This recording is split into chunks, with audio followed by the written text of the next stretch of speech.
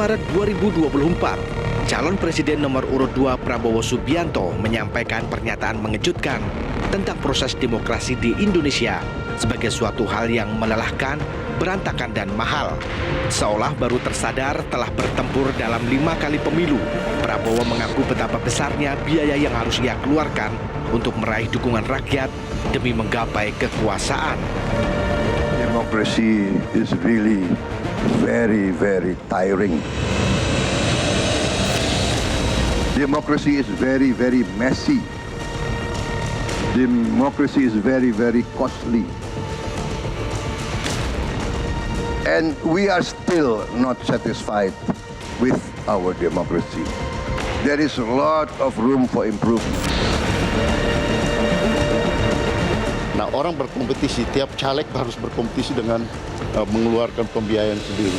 Juga partai mengeluarkan. Kemudian di Pilpres, sekarang kita lihat ya, Pilpres kita, Pileg dan Pilpres kita berapa? 70-an triliun lebih.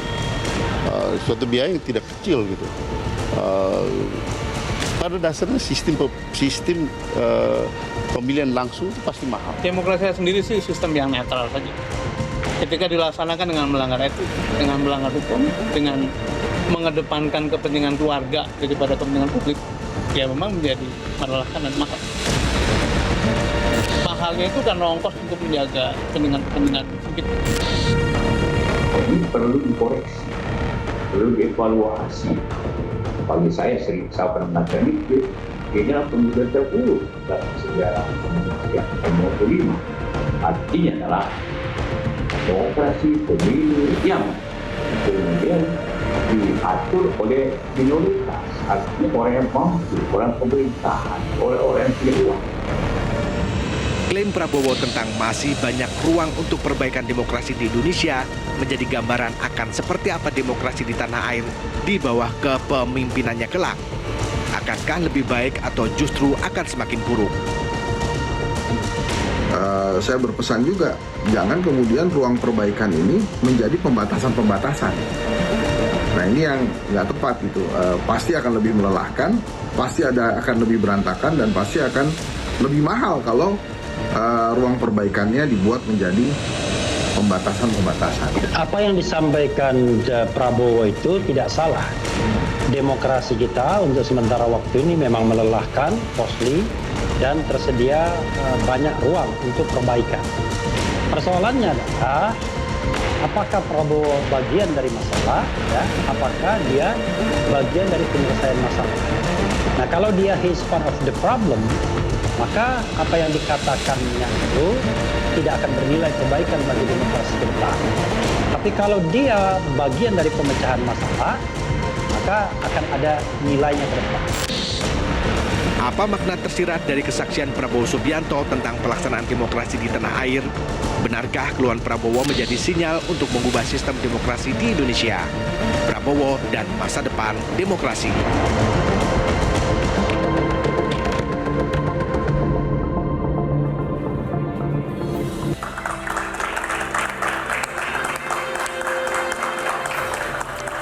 Selamat malam pemirsa. Menteri Pertahanan sekaligus calon Presiden Prabowo Subianto mendadak curhat usai unggul sementara dari 2 kontestan lain. Prabowo menyebut sistem demokrasi di Indonesia sangat melelahkan, mahal dan berantakan. Prabowo juga menyebut tidak puas dengan demokrasi yang sedang berjalan.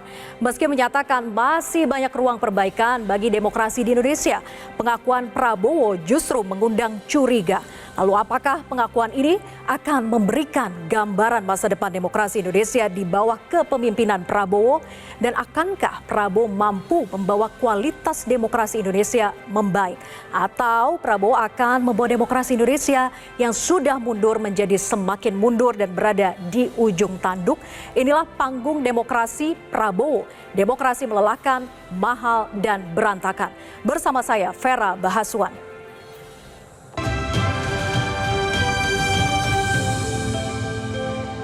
Dan pemirsa, untuk mengulasnya telah hadir di studio juru bicara Prabowo Subianto Dhanil Anzar Simanjuntak dan juga pengamat politik Igor Dirgantara. Kemudian hadir pula pakar hukum tata negara Ferry Amsari. Dan melalui sambungan Zoom nanti juga akan bergabung ada pegiat HAM dan demokrasi sekaligus pendiri Lokataru Haris Azhar. Dan juga telah hadir di tengah kita semua mahasiswa dari Universitas Mercu Buana Jakarta. Selamat malam semuanya, terima kasih semuanya sudah hadir. Dan sebelum kita mulai diskusi, saya akan putarkan terlebih dahulu pernyataan dari Prabowo Subianto berikut ini. I have a lot of experience in participating in these elections. I think I participated in 5 general elections.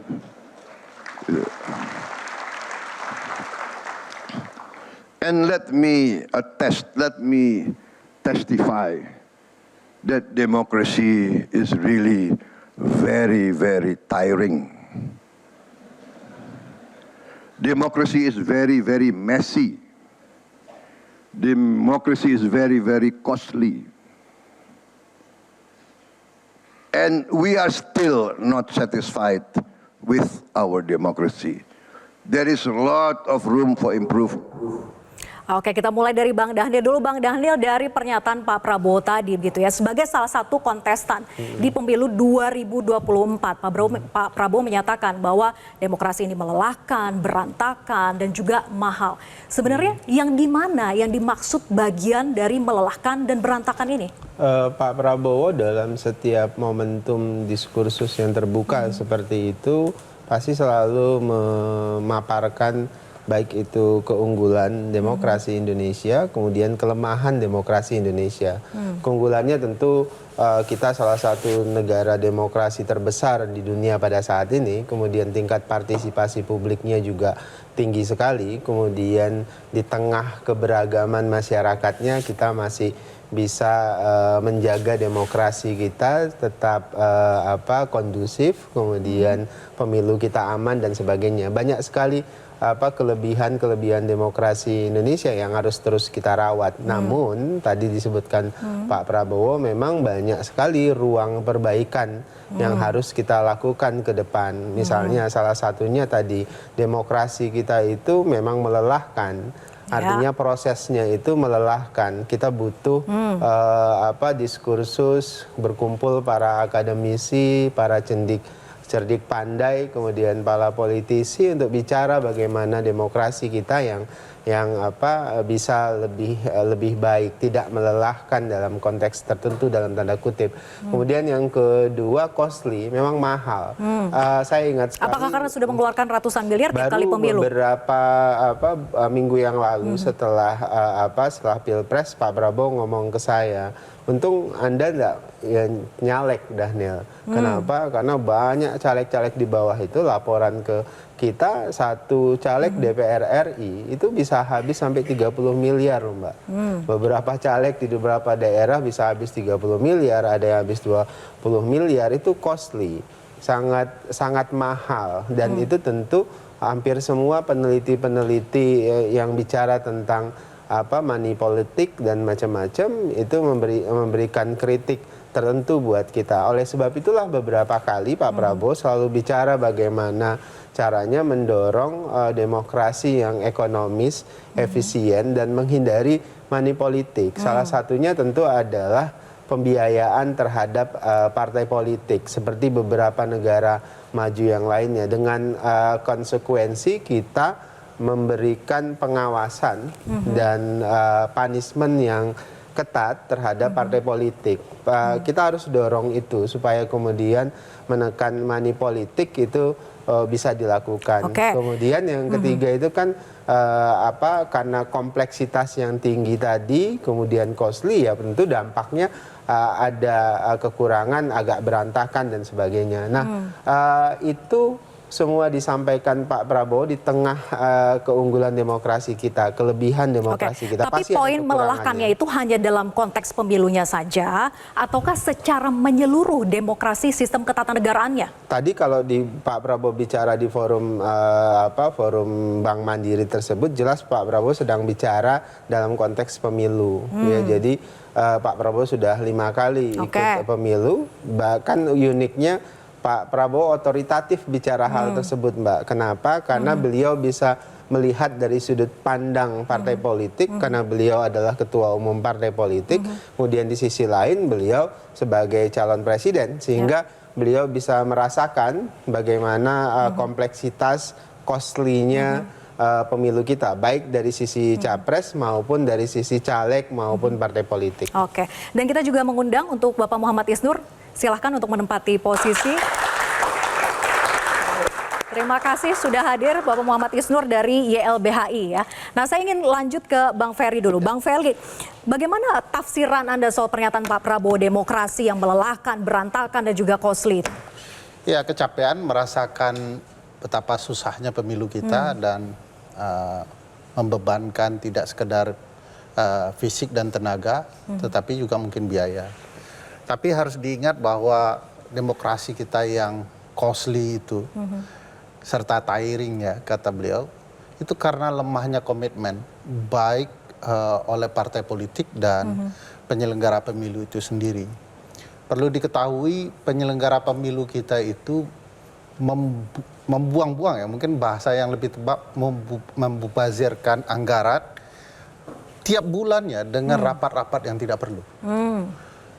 Dan itu mengundang seluruh penyelenggara dari daerah ke Jakarta untuk sekedar membahas hal yang sebenarnya bisa dibahas melalui Zoom meeting misalnya. Dan lelahnya itu juga karena memang proses tahapannya itu tidak jelas gitu ya. Kadang-kadang itu akhirnya membuang tenaga teman-teman di partai politik dengan biaya-biaya yang juga tidak jelas. Belum lagi kita ketahui bahwa pengaturan dalam berbagai proses itu selalu telat gitu ya. Akhirnya orang mempersiapkan mendadak, beban biayanya juga mendadak, sehingga tidak ada persiapan matang dari peserta karena ulah penyelenggara.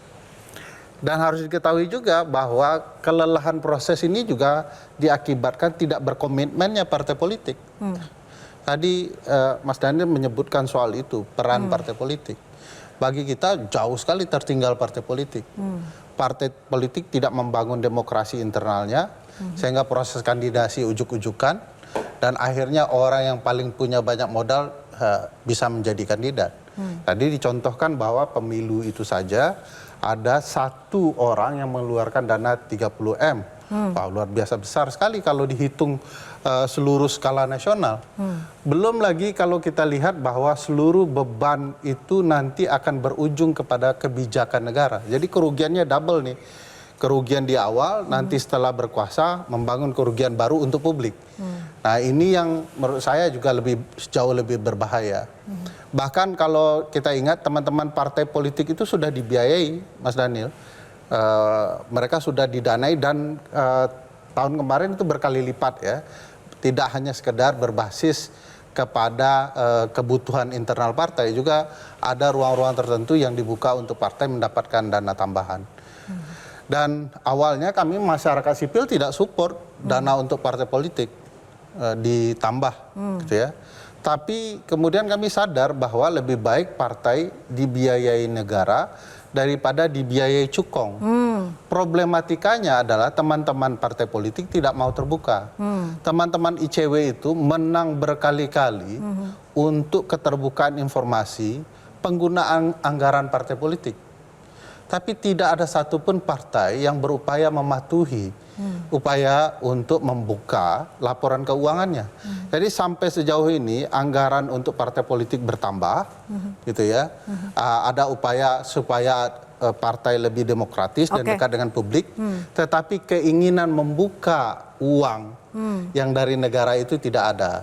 Khawatirnya kalau kita tambah lagi untuk partai politik yang kemarin saja belum selesai, nanti ke depan juga tambah lebih parah. Dan akhirnya tetap costly begitu ya, tetap melelahkan, tetap messy begitu ya, karena segala sesuatu yang dikeluarkan itu gagal karena penyelenggara sudah tidak lagi mandiri. Contoh misalnya Sirekap, kita mengeluarkan dana miliaran untuk Sirekap yang ujung-ujungnya kacau juga begitu ya. Oke, saya lempar ini ke Bang Igor ya. Bang Igor, Anda setuju tadi yang disampaikan oleh Bang Ferry? Oh enggak. Pendapat Bang Ferry saya hargai ya, dia kan akademisi, kritisi dan sebagainya ya. Tetapi justru di situ persoalannya Bang Ferry. Kita membutuhkan kepemimpinan yang kuat, tegas ya dan dipilih oleh rakyat melalui pemilu, setia kepada jalur demokrasi untuk mengembalikan demokrasi itu kepada rakyat, bukan kepada pemilik modal. Dan itu menurut saya sudah diputuskan oleh rakyat di pemilu 14 Februari kemarin. Jadi rakyat juga melihat ini adalah misalnya yang memenangkan pemilu itu ya, kita memang masih quick count ya, nanti sebentar lagi KPU akan mengumumkan real count. Jadi di situ poinnya. Saya setuju dengan Bang Ferry, tetapi saya menolak ketika Bang Ferry misalnya mengilustrasikan beberapa hal sehingga lupa bahwa pemilu 2024 ini ya rakyat sudah memilih ya calon presiden dan wakil presiden yang tegas ya, tidak lagi populis dulu mungkin di eranya Pak Jokowi, sekarang tegas dan berdaulat penuh. Ya, dia ketua umum partai karena tradisi politik kita, ya semua presiden itu dari kader partai politik, Mbak Vera. Ya, jadi justru kepemimpinan Prabowo Gibran yang terpilih ya, bukan saya aja yang milih ya, masyarakat memilih, publik memilih, itu justru akan bisa mengembalikan demokrasi ke tangan rakyat, bukan ke pemilik modal, begitu Mbak Vera. Oke, kita akan lanjutkan diskusi usai jeda. Nanti saya ke Mas Isnur begitu ya. Sebenarnya wajar tidak sih ketika keluhan ini muncul dari seseorang capres yang sebetulnya sudah unggul 50% lebih, tapi dijawab nanti usai jeda. Tetap bersama kami di Panggung Demokrasi. Ketika dilaksanakan dengan melanggar etik, dengan melanggar hukum, dengan mengedepankan kepentingan keluarga daripada kepentingan publik, ya memang menjadi melelahkan dan mahal. Mahalnya itu karena ongkos untuk menjaga kepentingan sempit itu.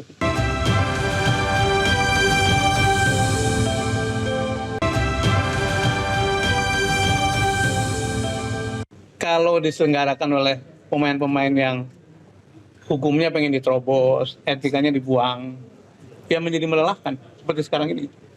Demokrasi sendiri sih sistem yang netral saja. Ketika dilaksanakan dengan melanggar etik, dengan melanggar hukum, dengan mengedepankan kepentingan keluarga daripada kepentingan publik, ya memang menjadi melelahkan dan mahal. Mahalnya itu karena ongkos untuk menjaga kepentingan sempit itu. Kalau kita tidak punya agenda-agenda sempit, kenapa mesti digelontorkan bansos yang memakan APBN begitu besar? Kenapa mesti menggunakan aparat? Kenapa mesti menekan PPK seperti tadi? Kenapa mesti menekan kontestan? Itu kan karena ada hal yang tidak normal yang ingin dipaksakan. Kembali di Panggung Demokrasi, kita lanjutkan diskusi. Mas Isnur, Anda mendengarnya aneh tidak sih ketika keluhan soal demokrasi yang melelahkan, berantakan, dan mahal ini datangnya dari capres yang sudah unggul 50% lebih? Demokrasi itu kan luas banget Mbak Vera, maknanya. Bukan hanya semata elektoral, tapi kebebasan berekspresi, kebebasan pers, jaminan orang kemudian dapat perlindungan atas hak asasi manusianya. Jadi ketika Prabowo menjelaskan tidak dalam konteks yang lebih jelas, lebih kontekstual apa, menjadi pertanyaan buat kami. Tadi dijawab oleh Bang Daniel bahwa itu konteksnya pemilu. Karena dia bicara di forum investment, forum berbisnis gitu.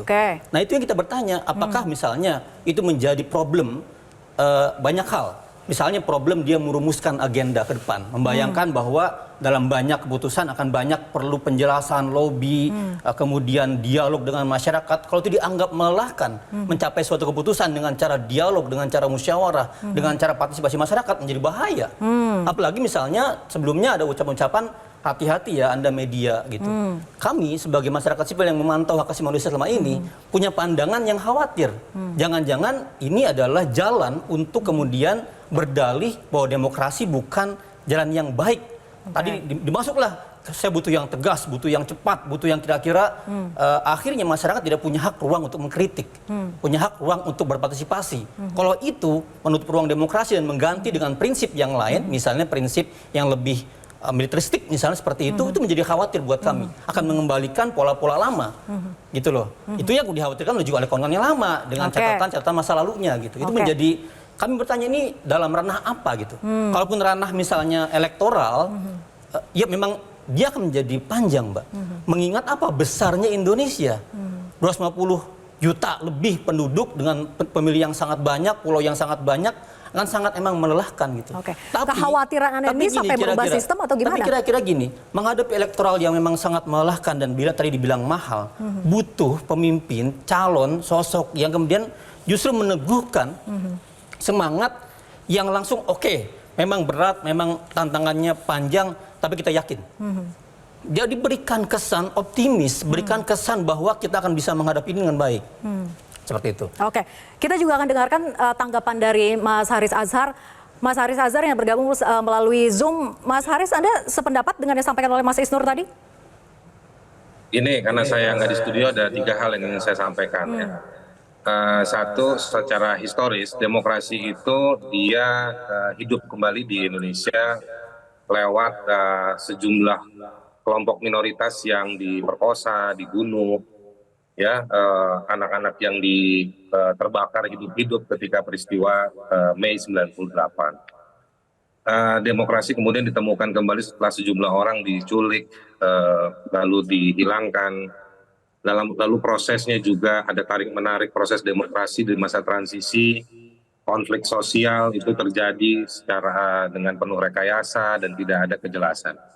Ada banyak hal yang sebetulnya secara historis demokrasi itu dibangun dari nyawa dan darah warga sipil gitu. Nah, jadi sebetulnya yang bisa komplain, yang harus komplain tentang demokrasi adalah warga sipil, bukan pejabat negara atau seseorang yang baru menang pemilu meskipun hitungan belum final ya, karena ada kekacauan di KPU.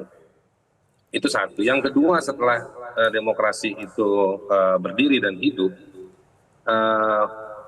saya pikir dia justru dirusak oleh banyak orang-orang yang ada di komunitas politik, bukan di komunitas sipil. Nah, komunitas politik ini yang mempraktekkan suap menyuap, lalu membangun canvassing lewat media yang kemudian tidak dipenuhi. Demokrasi itu kemudian dijalankan dengan mengutus seorang paman untuk menenteng ponakannya menjadi calon penguasa di negeri ini.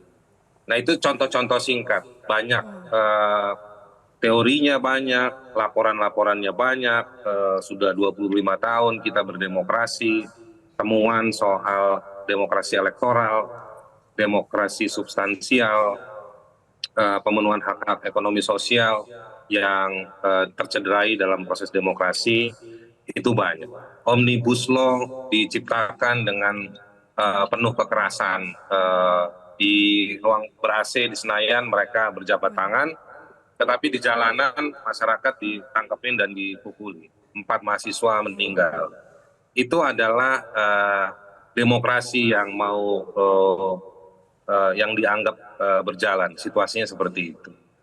Nah, ketiga, saya ingin mengatakan bahwa ketika hari ini demokrasi dinarasikan seperti yang disampaikan oleh Prabowo di acara Mandiri Investment itu, sebetulnya kan dia sedang menghukum dirinya.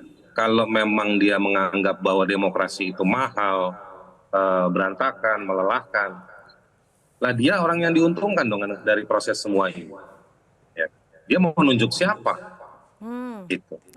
Kalau memang demokrasinya berantakan, ya memang itulah yang kami suarakan.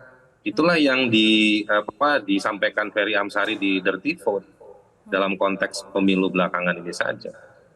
Nah, jadi sebetulnya dia sedang mengkritik dirinya sendiri bahwa dia diuntungkan dengan 56 atau 58% dari satu proses yang berantakan. Nah, terakhir dari 3 hal itu penutupnya saya ingin mengatakan begini, Mbak Aswan. Ya, saya ingin mengatakan saya khawatir pernyataan itu akan memimpin dirinya atau ingin membangun justifikasi bagi kepemimpinannya ke depan untuk membangun satu tafsir definisi yang baru yang dia akan terisolir dengan proses demokratisasi yang ada di masyarakat, dan itu akan membahayakan. Terima kasih. Oke, saya ingin ke Bang Dhanil untuk menanggapi tadi bahwa kekhawatiran yang disampaikan oleh Mas Isnur, kemudian juga tadi Bang Azhar sampaikan begitu ya, bahwa yang diuntungkan di sini adalah Pak Prabowo. Iya, pertama begini, demokrasi itu melibatkan banyak pihak, banyak instrumen. Dalam hal ini tentu partai politik, kemudian masyarakat sipil, kemudian termasuk dalam hal ini LSM, kemudian kelompok agama dan sebagainya. Semuanya punya tanggung jawab untuk saling menjaga demokrasi kita agar tetap sehat. Apa tadi yang disampaikan, kritik-kritik yang disampaikan oleh Bung Ferry, kemudian Bung Isnur, kemudian ada Bung Haris Azhar, itu hal yang wajar saja.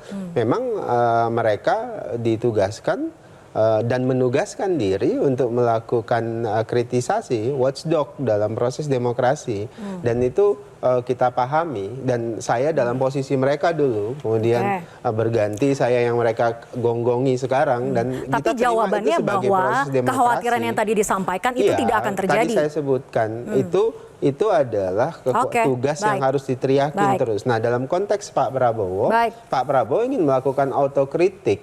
Autokritik ini adalah jalan atau track bagaimana untuk memperbaiki demokrasi kita. Oke, nah itu nanti kita akan bahas ya soal ruang perbaikan itu seperti apa. Tapi nanti usai jeda Headline News, tetap bersama kami di Panggung Demokrasi.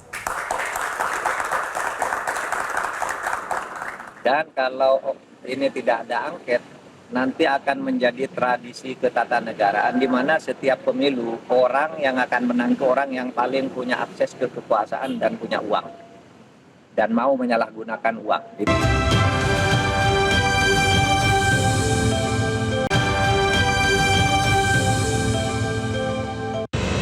Dan kalau ini tidak ada angket, nanti akan menjadi tradisi ketatanegaraan di mana setiap pemilu orang yang akan menang itu orang yang paling punya akses ke kekuasaan dan punya uang dan mau menyalahgunakan uang. Itu kata Pak Yusuf Kalla ya. Dan menurut saya itu pandangan seorang negarawan. Kalau saya mengatakan itu apa-apa kan paslon pasti lagi. Makanya saya nggak ikut ngomong gitu. Saya katakan, Anda lihat ceramahnya Pak Yusuf Kalla, pandangan seorang negarawan. Kalau pemilu yang terburuk ini tidak diklarifikasi tapi proses angket, nah, nanti pada saatnya akan ketemu krisis politik dan krisis ekonomi. Krisis ekonomi itu konon akan terjadi beberapa bulan ke depan. Kalau politiknya belum selesai lalu ini ketemu, yang menjadi korban nanti negara. Bagi kita banyak pihak yang menilai bahwa ini perlu dikoreksi, perlu dievaluasi. Bagi saya pernah mengatakan ini adalah pemilu terburuk dalam sejarah Indonesia tahun 25. Artinya adalah demokrasi pemilu yang kemudian diatur oleh minoritas, artinya orang yang mampu, orang pemerintahan, orang yang punya uang. Masalahnya, ya apabila sistem ini menjadi suatu kebiasaan, maka kita akan kembali ke zaman otoriter. Itu saya mas. Kembali di Panggung Demokrasi, kita akan lihat dulu tren indeks demokrasi di Indonesia dari tahun ke tahun.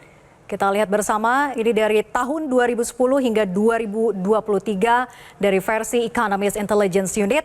Di tahun 2010 di angka 6,53 poin, kemudian sempat naik di 2014 di 6,95, kemudian turun lagi di 2019 di 6,48, sampai 2020 titik terendahnya di 6,3, kemudian naik lagi 2021 6,71, dan terakhir di 2023 kembali lagi seperti 2010 yaitu 6,53 poin. Saya ingin ke Bang Ferry. Bang Ferry, dengan kemunduran demokrasi dari indeks demokrasi yang kita lihat ini, sebetulnya evaluasi dan perbaikan seperti apa yang bisa dilakukan untuk ke depan? Ya, kita bisa dikatakan demokrasi backsliding itu ya, mundur ke belakang karena berbagai faktor. Dalam berbagai teori sih sebenarnya ruang-ruang demokrasi itu dibangun dengan berbagai hal. Misalnya jaminan hak asasi manusia. Hari ini setegas apapun figur Pak Prabowo, orang akan melihat ada catatan pelanggaran HAM di masa lalu yang beliau harus jawab. Dan itu tidak bisa dihentikan dengan sikap tegas. Sampai dalam forum yang terbuka untuk umum, beliau bisa membela diri dan dilakukan proses pengadilan yang fair menurut saya. Kedua, ada forum mengkritik penyelenggara negara dengan kebijakannya. Dalam teori disebut adanya pengadilan tata usaha negara. Tetapi dalam semakin modernnya tidak hanya pengadilan tata usaha negara, ada pengadilan konstitusional untuk mengkritik kebijakan, tindakan, dan undang-undang yang dibuat oleh negara. Hari ini Mahkamah Konstitusi punya catatan besar yang juga harus dituntaskan karena pengadilan inilah yang membuka ruang karpet merah untuk anak presiden masuk ke ruang demokrasi yang punya berbagai syarat yang itu semua diterabas oleh anak presiden. Dan saya melihat memang berbagai hal yang kemudian menghantui kita dalam iklim demokrasi tiba-tiba terulang dan terjadi lagi. Misalnya dulu upaya kita memberantas korupsi semakin baik, Bung Dhanil dan ICW ikut terlibat dalam upaya-upaya itu. Dan sekarang semakin kita bisa lihat berbagai aktor juga terlibat yang dulunya menjunjung nilai-nilai anti korupsi bermain dalam ruang-ruang ini dan merusaknya. Dan kalau kita mau lihat berbagai peristiwa yang ada ya, kita bisa mengatakan Presiden Joko Widodo adalah aktor utama dalam ruang ini. Bahkan termasuk juga dalam pemilu kita. Itu sebabnya di titik tertentu pernyataan Pak Prabowo itu harus kita lihat sebagai, ya katakanlah ketegasan ya. Bahwa pemilu kita ini messy, kacau, berantakan. Oleh karena itu perlu forum hak angket untuk melihat sekacau apa ini forum. Memangnya jalur hukum melalui Bawaslu maupun MK sudah tidak bisa lagi untuk membuka dugaan-dugaan kecurangan yang terjadi? Bukan tidak diperlukan forum hukum itu, forum pengadilan misalnya di Mahkamah Konstitusi. Tetapi kan ini panggung politik yang konstitusional yang diperbolehkan. DPR tugasnya mengawasi penyelenggaraan pemilu. Ini ada pernyataan dari orang yang terlibat dalam pemilu, orang yang untuk sementara dinyatakan memenangkan pertarungan, menyatakan ini kacau, kosli. Koslinya di mana? Kacaunya di mana? Kan perlu diketahui. Melelahkannya di mana? Tingkatannya seperti apa? Dan itu perlu dibuka dalam forum angket misalnya. Agar tugas DPR itu betul-betul ada dalam kemudian melakukan pengawasan terhadap penyelenggaraan undang-undang. Dalam hal ini undang-undang pemilu. Nah, apakah kemudian di dalam proses penyelenggaraan yang menimbulkan kekacauan, kosli, dan melelahkan itu ada peran presiden sehingga calon-calon jadi ya diuntungkan, dirugikan, yang menyebabkan itu melelahkan dan kacau gitu ya. Jadi forum ini penting dan saya pikir memang ini forum yang fair kalau kemudian di dalam panggung politik itu dibuka begitu ya. Jadi bagi saya karena ini adalah panggung masing-masing, panggung politik, panggung di Mahkamah Konstitusi itu panggung pengadilan. Dan kalau kita bicarakan di panggung demokrasi ini hal itu sebagai hak konstitusional tidak ada salahnya. Dan jadi secara mari kita paralel tetap harus berjalan ya, gitu ya? Harusnya begitu. Tapi lebih optimis jalur politik melalui hak angket itu yang lebih bisa gamblang membuka dugaan kecurangan itu? Saya melihatnya Mbak Vera ini ada rangkaian. Jadi di panggung politik itu akan ada upaya menyelidiki karena hak angket hak menyelidiki. Kalau kemudian ada hal-hal yang kemudian terbuka, maka hal itu bisa menjadi alat bukti yang akan memperkuat dalil bahwa ini kacau, messy ya, melelahkan dan costly. Jadi nanti akan bisa digunakan juga di Mahkamah Konstitusi. Saya ke Bang Dhanil. Bang Dhanil, kalau memang semangatnya adalah perbaikan, kan Pak Prabowo mengatakan bahwa ada ruang yang dibutuhkan untuk perbaikan. Nah, kenapa tidak sekalian aja dukung hak angket untuk membuka secara gamblang di hadapan publik? Pertama begini, kami menghormati semua upaya yang sedang dilakukan oleh rival politik ya. Dalam hal ini misalnya di 01 maupun 03 atau siapapun. Jadi silahkan saja dalam konteks itu.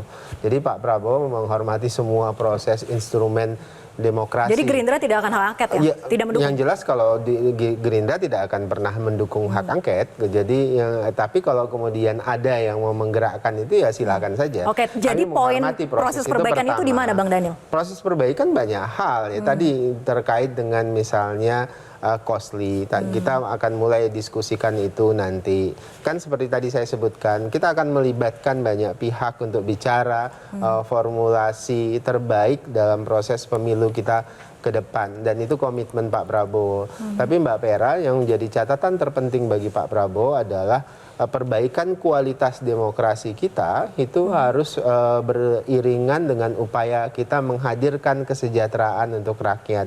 Jadi komitmen Pak Prabowo itu adalah seiring dengan perbaikan kualitas demokrasi kita, maka juga harus hadir kesejahteraan terhadap rakyat. Itu penting.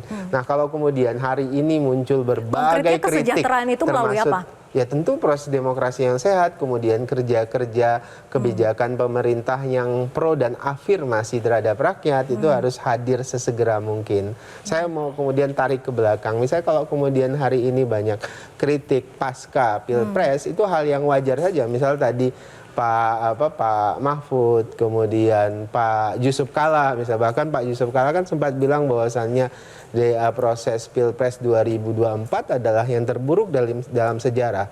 Itu kan kita bisa lihat dua hal, Mbak. Secara praksis bagi Pak Yusuf Kalla yang terburuk itu adalah 2024. Tapi yang terbaik bagi Pak Yusuf Kalla kan 2014 dan 2004 itu bagi Pak JK. Tapi subjektivitas dia 2024 bagi Pak Mahfud MD yang terbaik itu adalah 2019, tapi yang terburuk adalah 2024.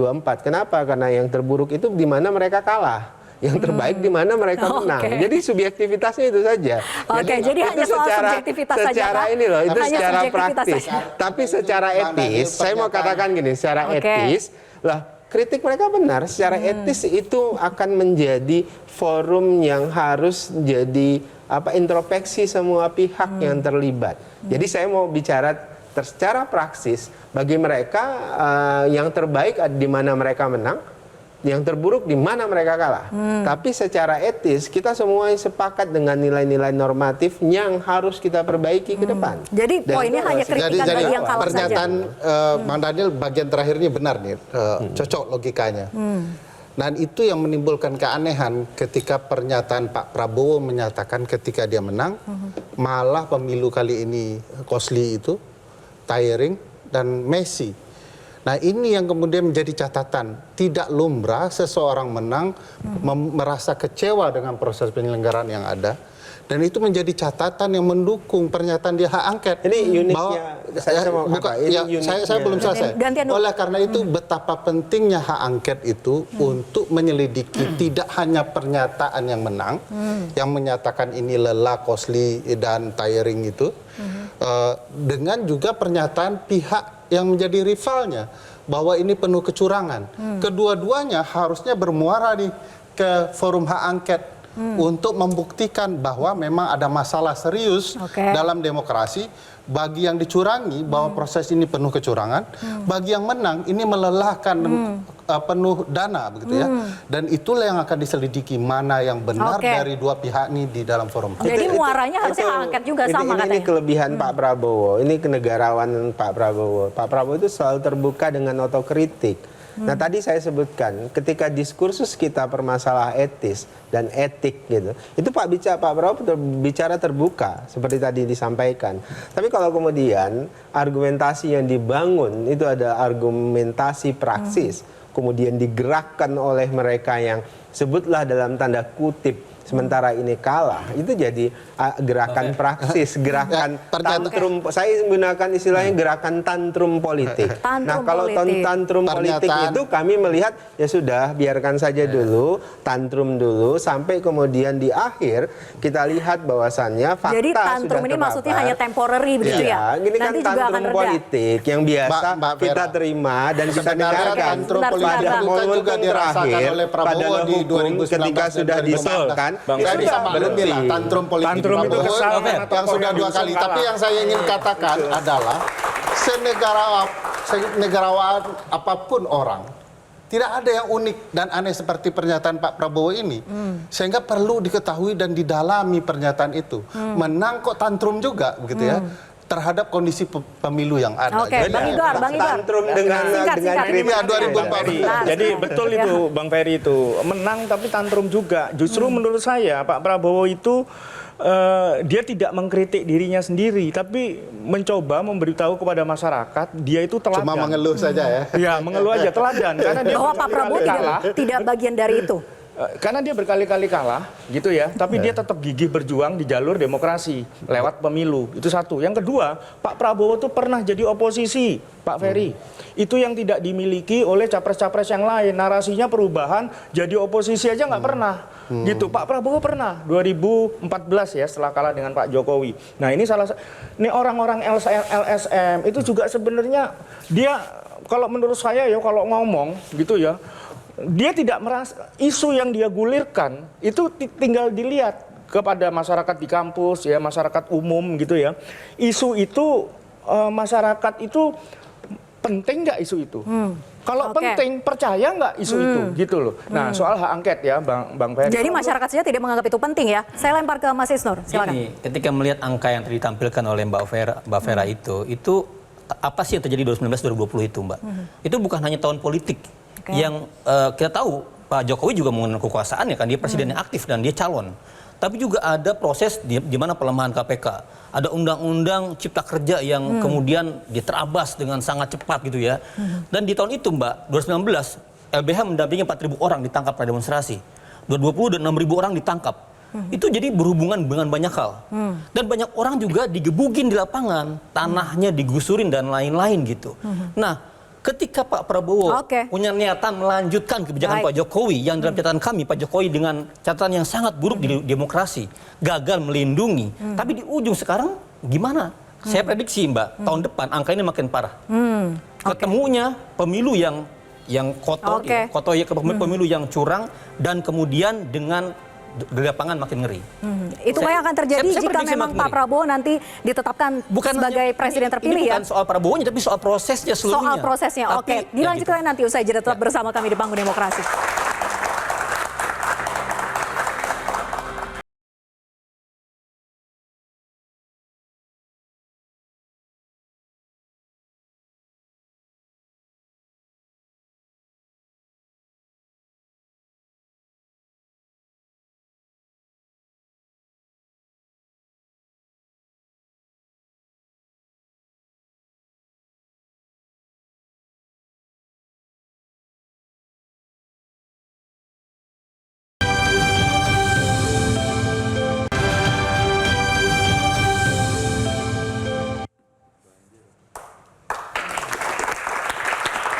Kembali bersama kami di Panggung Demokrasi, saya ingin ke Bang Haris Azhar. Bang Haris, jadi bagaimana prediksi Anda ketika nanti KPU jika memang benar mengumumkan bahwa Pak Prabowo sebagai presiden terpilih, seperti apa masa depan demokrasi kita ke depan? Ya seperti yang tadi Pak Prabowo sampaikan bahwa demokrasi kita berantakan. Nah, jadi kita kutip aja omongannya Pak Prabowo untuk memberikan judul bagi si KPU yang ketuanya sudah 4 kali dinyatakan melakukan pelanggaran etik. Nah, itu contoh aja untuk menggambarkan bahwa kredibilitas dan profesionalitas lembaga negara yang namanya KPU ini, dia turut serta meluluh lantahkan, bukan melelahkan lagi, tapi sudah meluluh lantahkan demokrasi elektoral di Indonesia. Jadi siapapun yang akan menang dengan institusi dengan lewat kerja institusi yang seperti ini, siapapun yang menang ya, mau 1, 2, 3, 4, 5, 6, 7, 8, semua sebutin aja angkanya, siapapun yang menang ya dia akan mengalami problem ikutan, courtailing efeknya itu, problem soal integritas hasil dari proses ini semua. Jadi mesin yang rusak akan menghasilkan produk yang compang-camping juga. Nah, untuk itu ke depannya dalam 5 tahun ke depannya akan ditemukan banyak problem kepemimpinan dan tata kelola kepemimpinan, governance-nya ya, pemerintahannya, tata kelola pemerintahannya akan menghasilkan berbagai macam problem. Dan itu bahkan sudah ketahuan bahkan sebelum KPU mengumumkan hasilnya, misalnya program pemenang sementara sudah diadopsi di rapat kabinet, ya kan? Itu menunjukkan dugaan kecurangan yang cukup serius yang terpimpin dari pucuk pimpinan pemerintahan kita hari ini. Kedepannya, saya pikir karena kita punya problem yang juga sistematis serius yang meluluh lantahkan demokrasi, apa itu yang namanya sistem multipartai.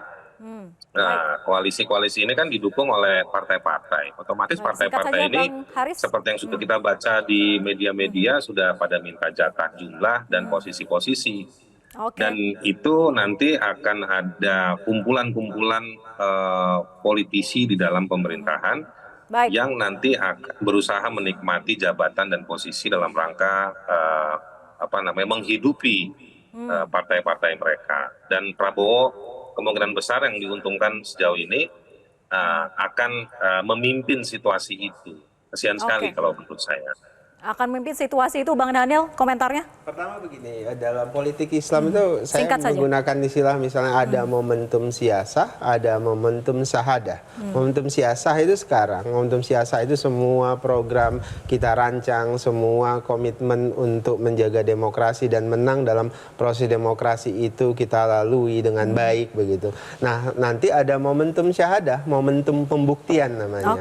Apa yang disampaikan oleh teman-teman ini, kritik yang disampaikan Bung Ferry, kritik yang disampaikan Bung Isnur, pesimisme yang juga disampaikan oleh Bung Haris, itu adalah bagian yang harus dibuktikan oleh kami dalam konteks ini. Dan tentu kami berterima kasih dengan semua kritik dan pesimisme itu. Tapi dan komitmennya nanti bahwa Pak Prabowo, hanya perbaikan tapi sistemnya tidak akan dirubahkah? Loh, tentu komitmen kita terhadap demokrasi. Siapa sih yang merubah sistem di Indonesia ini, Mbak Vera? Jadi kalau Anda bertanyakan itu, justru pertanyaan itu kembali ke Anda. Kenapa Anda punya pikiran akan ada yang merubah sistem? Karena kalau ada yang merubah sistem demokrasi di Indonesia, maka dia adalah ancaman terhadap Indonesia. Karena komitmen Pak Prabowo sejak awal itu adalah menjaga NKRI dan ingin membuktikan bahwasannya demokrasi kita itu akan lebih berkualitas, demokrasi kita bisa mensejahterakan rakyat Indonesia. Komitmennya sudah jelas yang disampaikan oleh Bang Daniel, jadi harusnya tidak perlu ada kekhawatiran lagi dong, Mas Isnur?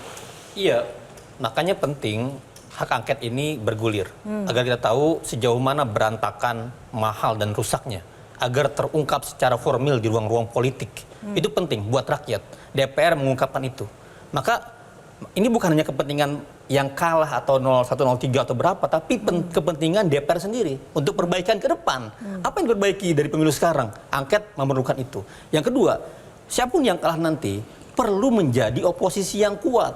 Kenapa Jokowi kemudian terlalu luasa ke sana ke sini, karena nggak ada oposisi yang kuat. Pak Prabowo menjadi bagian dari pemerintahan gitu. Makanya besok yang kalah ini siapapun harus jadi oposisi. Agar apa? Suara tak datang dari masyarakat sipil saja. Suara dari juga partai politik gitu. Untuk mengimbangi kekuatan pemerintahan. Yang ketiga nih, dampaknya di masyarakat yang kami rasakan selama ini adalah kemudian ya penting masyarakat menyadari hak mereka, bertarung dan berjuang untuk lahan dan lingkungan hidup mereka yang terancam di sana sini. Jadi ya tugas masyarakat juga, bukan tugas politisi ini. Masyarakat harus bersatu, saling jaga, saling melindungi. Masyarakat harus bersatu, Bang Ferry? Ya, salah satu peninggalan atau legacy buruk dari Jokowi adalah merusak demokrasi itu. Jokowi meniadakan oposisi. Jangankan oposisi, sebelum pemilu saja sudah dihajar yang berbeda pandangan atau kelompok yang berbeda. Dan saya khawatir kalau legasi ini dilanjutkan oleh Pak Prabowo.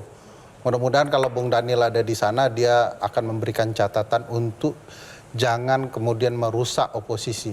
Sebab oposisi itu membangun keseimbangan. Kalau ini malah ditiadakan, tidak hanya merusak oposisi, juga merusak yang berkuasa. Karena mereka akan menghancurkan banyak hal. Pembelajaran-pembelajaran dari yang sebelumnya kan sudah ada. Bahkan kalau mau mengkoreksi Bang Igor ya, bahwa dalam catatan kita, kubu Cawapres dan Cawapres di kubu yang lain selain 02 ada kok yang pernah jadi oposisi. Ketika Pak SBY berkuasa, dia anggota DPR misalnya. Nah ini yang perlu dilihat dalam lebih cakupan yang luas. Check and balancesnya harus tetap terjaga ya. Oke, silakan singkat saja Bang Igor. Iya, Bang Vera, Mbak Vera ya, maaf. Tadi indeks demokrasi itu saya yakin ya, saya percaya dengan pilihan rakyat, kalau ini memang Prabowo Gibran itu akan membaik. Ada korelasi antara tingginya GNP per kapita dengan demokrasi, itu udah teori umum yang saya mau Martin Lipset.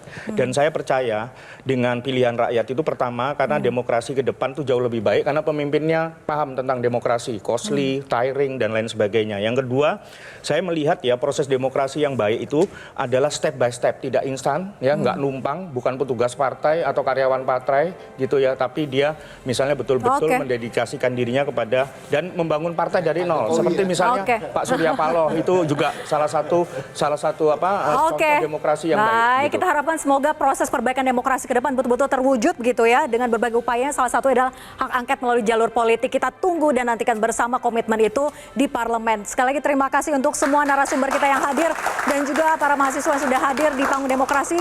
Saya Vera Bahason pamit undur diri. Terima kasih atas atensi Anda. Sampai jumpa.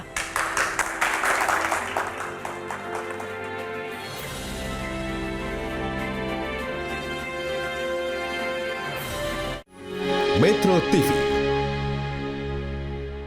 Jelajahi cara baru mendapatkan informasi. Download Metro TV Extend sekarang.